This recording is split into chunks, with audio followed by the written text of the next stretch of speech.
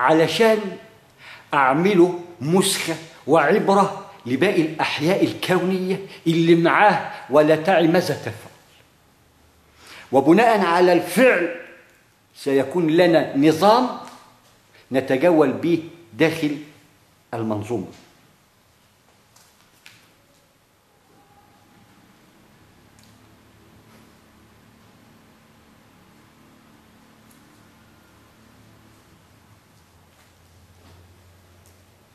ده يسمى إحياء. عندما كان رواكد كن،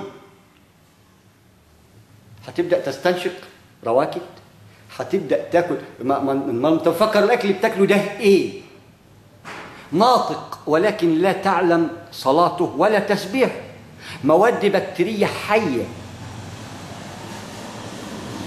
ولكن لكل شيء طعم. شيء عظيم، شيء يشكل لنا مقاييس.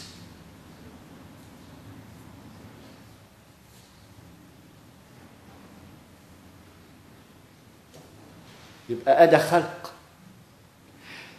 سيخلق من خلال هذا الخلق خلق من بعد خلق. يبقى ده أول إحياء، تجمع من المأكولات عشان تعرف إزاي تسمي، وما تيجي تجامع اللهم جنبنا الشيطان، وما تيجي تتعامل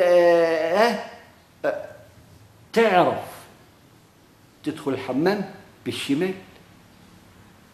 تعرف ان دي مقاييس. عندما تدي للديناصور ده الامر بالفطره بيشتغل، بس انت تديله الايقونه، الزقه بس ايقونه وهيتدبر ما جونش لوحده، بس انت خد بالسبب وحط له الفكره اللي هتكون له مفتاح. طبعا أنا كلامي بيبدأ من أول علماء الذرة ينتهي بالمتوسطة، وما أدراك بما بينهما. ولكن أوعدك في حالة عدم الاستجابة بالشكل القانوني الموضوع من خلال المثلث، لأنه في ذاته قانون ويعي كيفية العمل من خلال النظام اللي احنا ماشيين بيه في المنظومة.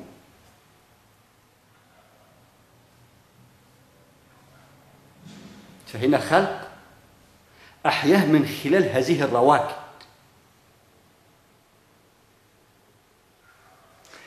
عندما يحيي الله سبحانه وتعالى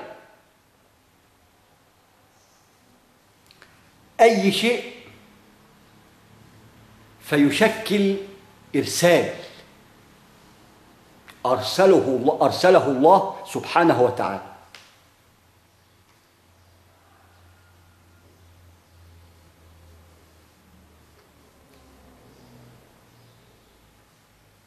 هذا المرسل أي هذه الرسالة بداخلها نبأ، وبناء على هذا النبأ ننبئ.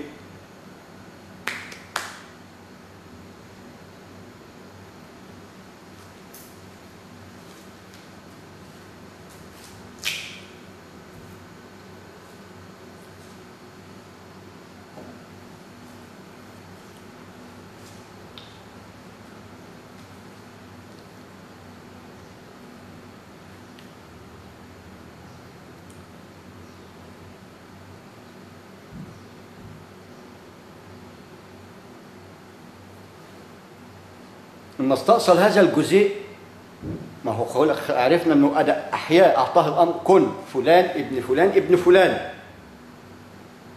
يبقى ادى خلق.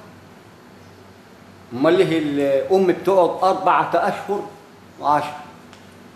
ما هي دي مقاييس نسبيه ليها علم ملوش نهايه، لان المعايير اللي وضعت في القرآن تشكل بداية اللانهاية، ولكننا ننحصر في 9 و9 من 1 من 10.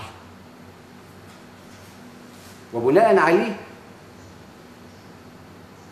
بنتحدث في وضع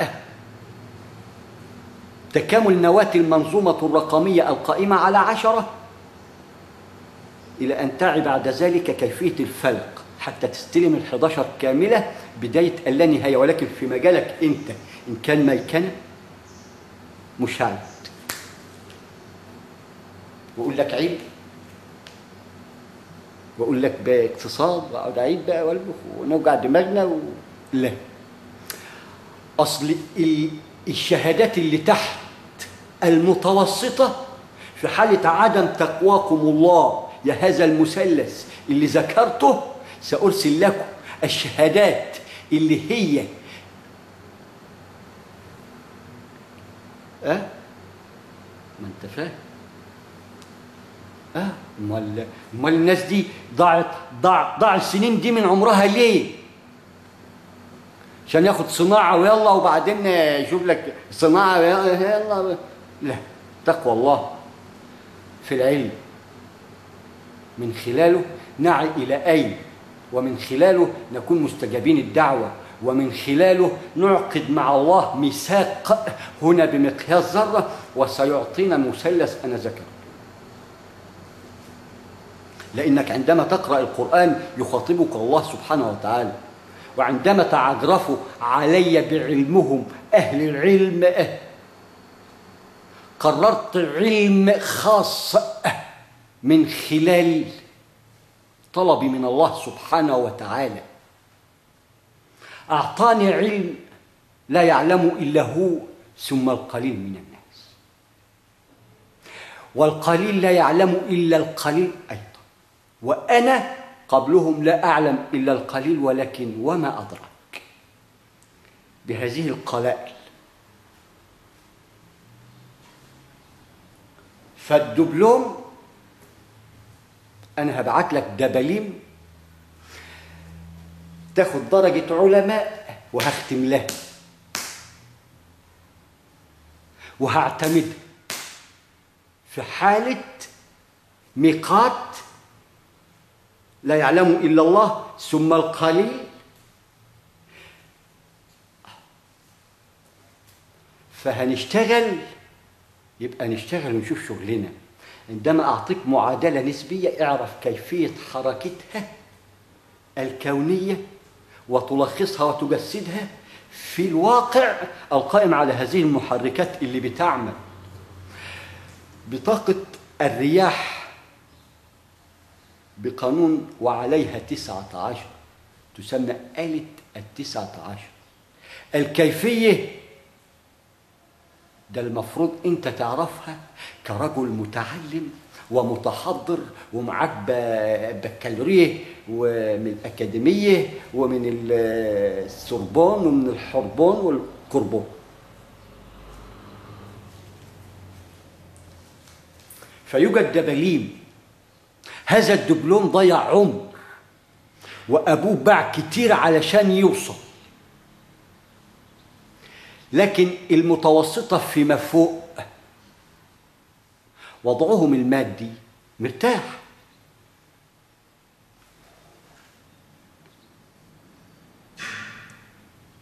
فالمرتاح وجب عليه العمل حتى يكون سبب لهذه الدباليم أنها تعمل.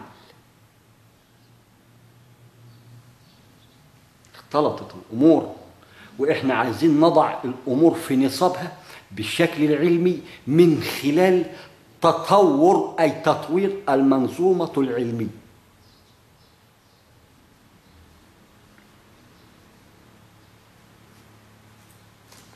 لأنها اللبنة الأولى لنجاح ونهضة أي أمة خلقت من قبل والآن ومن بعد بقانون وضع الديمومة. فاحذر الدبلوم أيها الأخ الفاضل أيا كانت درجتك، وأنا حددت الدرجات اللي هي دركات إلى أن نعي أننا في الدرك، ووضع لنا معراج لا نعي عنه شيء وبه إسراء ما احناش عارفين بنسري إيه وبنسري فين. وإما بنكون بقى زيد الطينة بل لما تكون عارف وتستعبط، أقوم جايب لك بقى مستر مش عارف وأعرفه، وده أمال إحنا جايين ليه؟ عشان اللي مش فاهم يفهم. بلغوا عني ولو آية، وهو يتكلم بلسان ربه سبحانه وتعالى. تقوى الله في العلم حتى تنهض الأمة.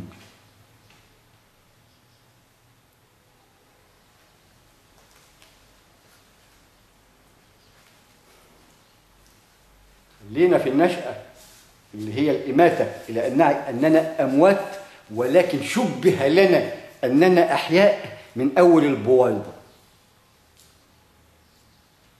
ولذلك ذكر مصطلح موت حتى تعي أنه الفراق. أحبب من شئت فإنك مفارقه. من خلال هذا نتدبر من قبل ماذا كنا. آفات مترتقة تسكن ما يسمى رواكد الرياح، أي لواقح الرياح.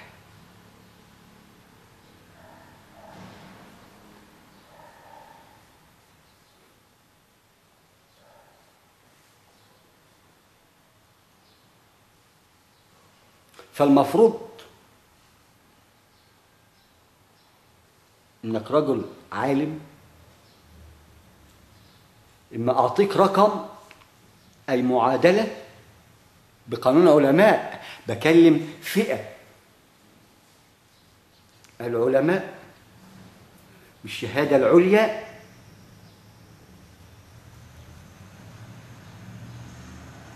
والمتوسطة،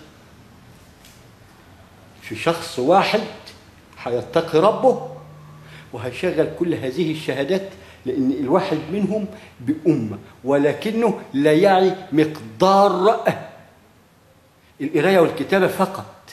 علم لا، ضحك عليك فقال.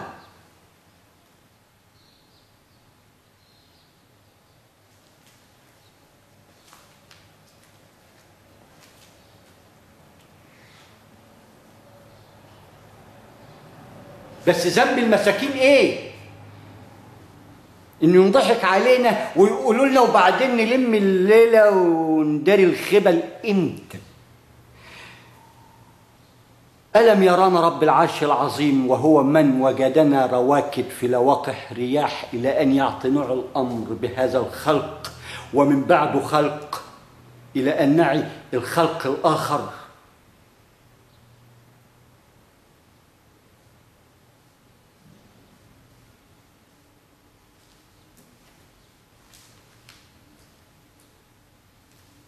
يبقى ده رقم واحد في الإحياء. رقم 2، واذكر الوسطية،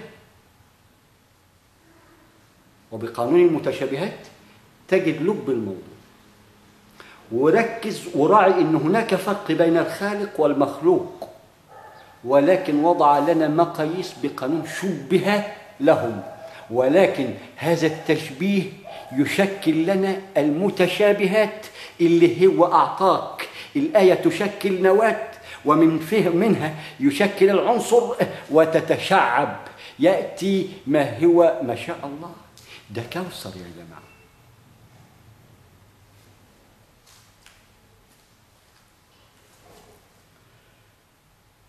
فإحنا درسنا لك علم المثلث الكوني القائم على ما يسمى بأحياء كوني.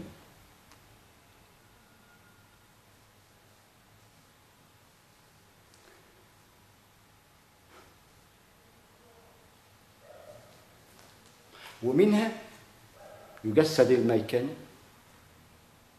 ومش هقول لك بقى تاني، اصل الميكنة هي اللي كلت الرزق.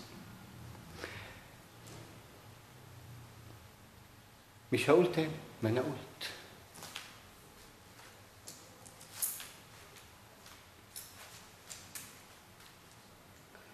فخلينا في المعادلة اللي هي الخلق الأول، أداء أحياء أعطى الأمر كن، يسعى بنت حائط اقتصوا، أي اصطفاه أي اختصوا،